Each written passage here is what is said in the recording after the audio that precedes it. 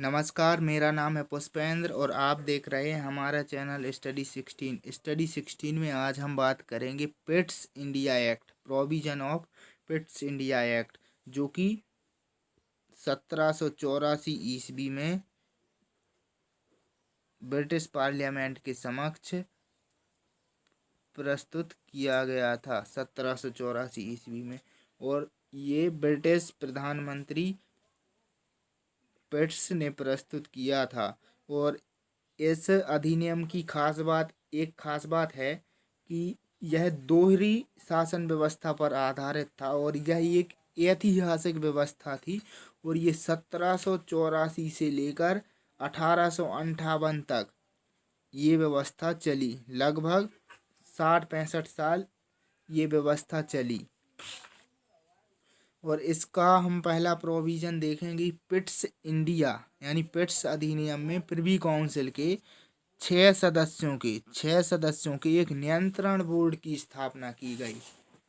6 सदस्यों का एक नियंत्रण बोर्ड बनाया गया और उन 6 सदस्यों के अतिरिक्त एक नियंत्रण बोर्ड का प्रधान भी बनाया गया। बोर्ड को भारतीय प्रशासन के निरीक्षण और नियंत्रण का विशेष अधिकार प्राप्त था और सारे भारत के प्रार्थना पत्र इसके ही सम्मुख लाए जाते थे। पुरानी फाइलों को बोर्ड मंगवा सकता था और उनकी वास्तविकता की जांच करवा सकता था।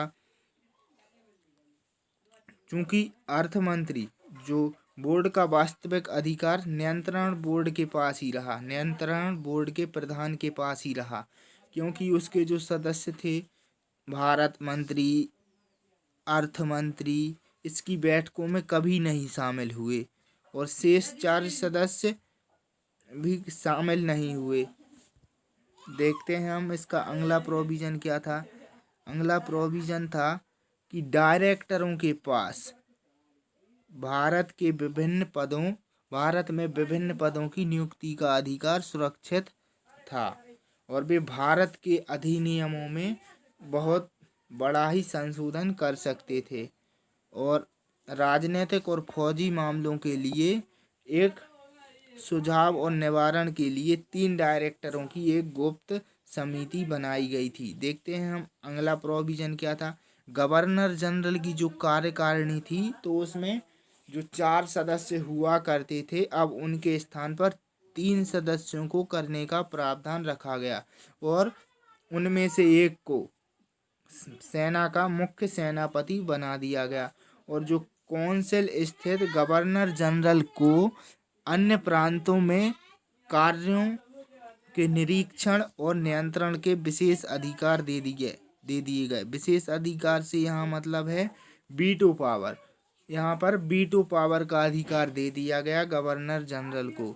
और साथ में यह भी कहा गया कि जो अपराधी हैं, सरकारी अपराधी, उनका अपराध सिद्ध हो जाने पर उनको क्षमा ना किया जाए। एक ऐसी अच्छी व्यवस्था लागू की गई कि जिनकी सुनवाई इंग्लैंड में गठित एक अदालत के द्वारा की जाने लगी। और इनमें 3 न्यायाधीश थे और 4 पेयर्स थे, 6 हाउस ऑफ कॉमन के सदस्य थे। देखते हैं अगला प्रोविजन क्या किया गया था कि भारतीय रियासतों में कंपनी के कर्मचारियों के लिए हस्तक्षेप न करने की नीति को अपनाया गया। हस्तक्षेप न करने की नीति। उस समय भारत में लगभग 562 के लगभग रियासतें थीं, 562 रियासतें थीं।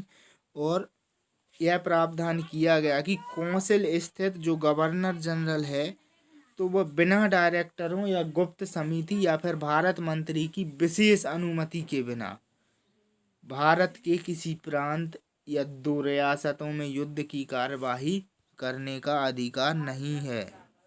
और यह प्रावधान मात्र लिखने के लिए ही ठीक लगा और बाकी ये असली रूप में लागू नहीं हो पाया, क्योंकि गवर्नर जनरल इसका ईमानदारी से पालन नहीं करते थे।